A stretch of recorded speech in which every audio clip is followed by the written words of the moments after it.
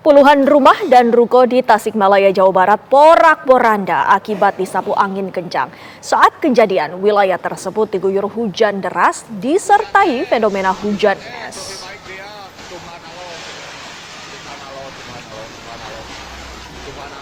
Angin kencang dan hujan es terjadi di wilayah Tasikmalaya pada Selasa sore.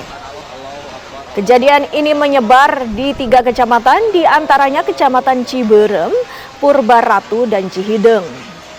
Di Jalan Lingkar Utara, Kecamatan Purbaratu, sejumlah bangunan rumah warga dan ruko serta warung makan atapnya berterbangan hingga ke sawah yang jaraknya cukup jauh. Selain itu, sebagian rumah juga terlihat roboh disapu angin. Saat ini warga mulai melakukan perbaikan terhadap rumah mereka yang rusak.